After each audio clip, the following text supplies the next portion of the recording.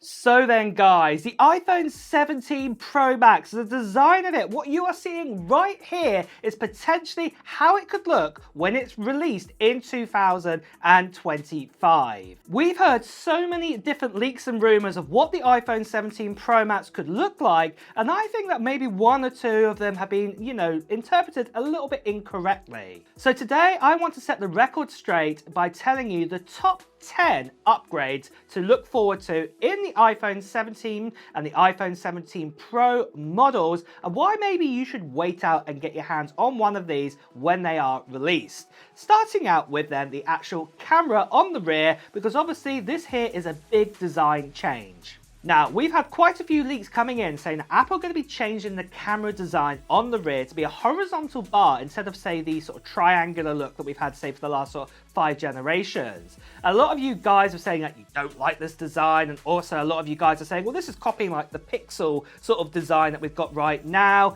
And to be deadly honest, if you know your history, we'll say even the Galaxy S10 sort of devices, they even had this kind of design before even, say, the Pixels actually did it. And then, I think Samsung actually dropped it straight after. But what I believe is personally going to happen is that I think the actual cameras are not going to be horizontal, but I actually think they're going to be vertical, very similar to like what these renders that you're seeing right here. And one of the big reasons behind that is all to do with spatial vision or spatial video.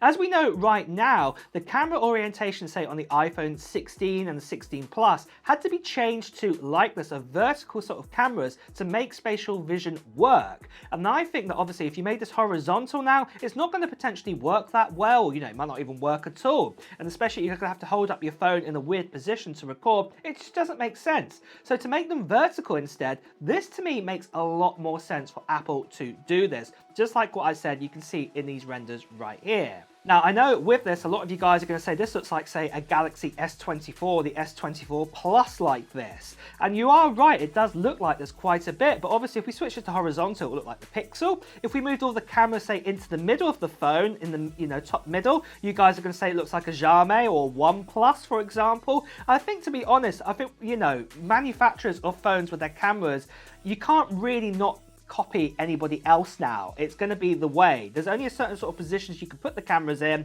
and especially that so many cameras, on the phones, there's 3 or 2 of them, or even sometimes 4 of them. There's only certain positions you can put them in. So personally, I think that, it could be a vertical kind of look on the back, and it would actually, be able to give us the idea of, say, spatial vision and also spatial video with this to make it more possible. But with that, this leads on to the second upgrade that I want to talk about, and that is to do with the rear of the phone and actually what the material could be made out of. You may have noticed this sort of two-tone effect here in this render, and the main reason behind this is we've actually been told that now that Apple, as much as we've gone towards titanium, we could actually be going back to aluminum or aluminium, depending where you are in the world, how you say the word, and it could actually be, say, a half aluminum and half glass back, what we could actually get. The main reason why we'd have the glass back is because of, say, like MagSafe and things like this. And to be honest, looking at these sort of renders, this gives vibes of, say, the original iPhone, the first generation. If you remember the rear of this was kind of like a silver and black kind of look, and this was really, really cool. And it looks like Apple could be going back to those roots. And I, for one, absolutely love this design.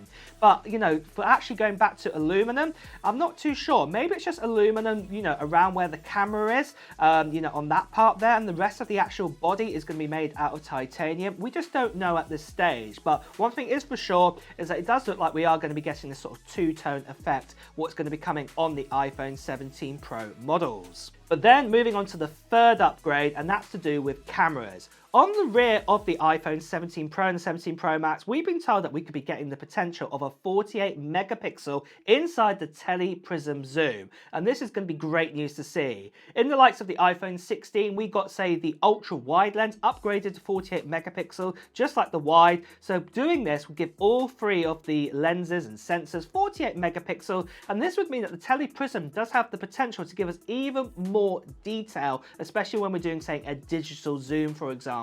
And even the optical zoom might be pushed out a little bit further. So, we may even see the likes of, say, 10 times optical zoom for the first time on an iPhone. And this is going to be great news to hear. But then moving on to the fourth upgrade with the camera on the front of the iPhones, and this could be that we could be getting an upgrade to a 24 megapixel camera inside the dynamic island. We've actually had the same 12 megapixel sort of camera ever since the iPhone sort of 14 when we got the original dynamic island, and it looks like Apple are going to be updating this to have an even better, snappier kind of selfie camera on the front, and this is great news to hear. And funny enough, that also leads on to the fifth upgrade, and that is that the actual dynamic island we've been told is going to be even smaller. So if you're not a big fan of dynamic island, I think it gets in the way. The good news is this is going to be made even smaller now, so this is really, really good news to hear. Just like what Apple have done in the past with, say, the notch when we had that got made a little bit smaller when we got to the likes of, say, the iPhone 12 sort of series. So this is great news to hear too. But then, moving on to the sixth upgrade, we've been told that Apple are going to be looking to update Ceramic Shield, the glass on the front of the iPhone, again, to be even more scratch resistant and also more reflective. You know, that we won't get so many reflections, I mean. So we could potentially be seeing a nano texture screen applied. We're not too sure at this stage, but one thing's for sure, that this is also going to be updated in the 2025 iPhones. And then that also leads me on to the seventh upgrade. What is great news to hear at last, the normal iPhone 17 and also the iPhone 17 Air are going to be getting Pro Motion displays at last. So this means 120 Hz displays inside of these instead of the boring standard 60 Hz. So this is fantastic news to see that we're going to be getting this upgrade for the standard iPhones, and it's about time this upgrade happens. Then there's something else that's great what's happening, and that is the giveaway we're doing on this channel very, very soon. And this giveaway is for this iPhone 16 Pro Max, and I'm going to be giving it away this December time, literally in a week or two. And you can still enter into the giveaway right now.